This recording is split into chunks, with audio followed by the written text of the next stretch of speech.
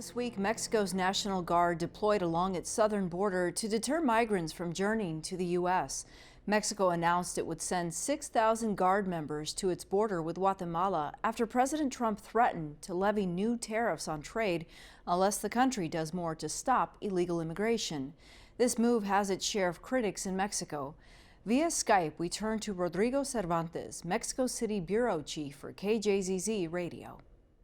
This National Guard, it appears that it was newly formed. Was it created in order to handle the influx of migrants? In fact, part of the controversy that the Guard is facing is that it was created to face crime, not to face immigration issues. And this is the first assignment that the new National Guard is having. This is bringing a lot of controversy, and there's even people in Congress that are opposing to the decision from the federal government, and they are accusing the federal government not only of using the National Guard for immigration purposes and not for security reasons, but they are also blaming the Secretary of Foreign Affairs of taking functions from the Secretary of State. In the United States, illegally entering the United States is in fact a federal crime. Is that not the case in Mexico? No, it is not a crime. In fact, the laws in Mexico protect migrants, and particularly what they call transitory migrants, people who are crossing Mexico to reach the United States. This is, in fact, one of the issues that are also very controversial because the federal government in Mexico is increasing the number of detentions, and the main argument that they're using is that most of these migrants are not registering properly according to Mexican law.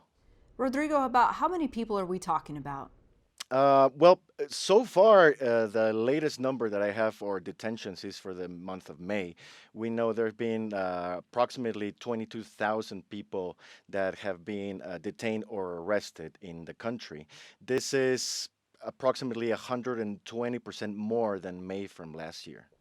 If crossing the border illegally into Mexico is not a crime, what are they being charged with since they're being detained? The main charges are not registering properly as a transitory migrant. Also, another argument that the Mexican government is using is the increase of migrants that are not coming from Central America, but actually from other regions of the world, including Africa, including Asia, and Cuba, that a lot of Cubans are also crossing through the Mexico-Guatemala border to try to reach the United States. Any percentage of these migrants actually requesting asylum to stay in Mexico? Yes, in fact, that's another policy that the Mexican government is trying to push. These migrants are allowed to stay in Mexico and to request asylum and stay and look for a job here in Mexico. Most of the migrants, however, their ultimate goal is to reach the United States and live and work there. How seriously did the Mexican government take the threat of tariffs? Very seriously. I guess that this is the best indicator. We saw before the tariffs threat some signs from the Mexican government that there were concerns on the increase of migrants crossing the Guatemala-Mexico border. But right after the tariff is where we're seeing an immediate reaction from the federal government to try to stop the migration flux. What's been the perception of the federal government given that the president had promised to come out strong against the United States policies, but it appears in some cases that maybe he's balking to the pressure? In fact, I would say that public opinion is strongly divided with this. López Obrador, since he was a candidate, he promised that he would face Trump's threats in any ways. He also promised to protect migrants, and he still does. Part of a federal government's argument on the operations that they're having in the southern border and with National Guard is that they want to protect migrants and to help them reach a better life.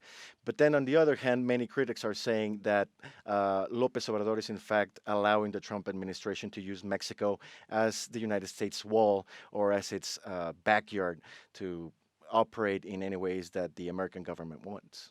Rodrigo Cervantes joining us from the Mexico City Bureau of KJZZ. Thank you. Thank you very much.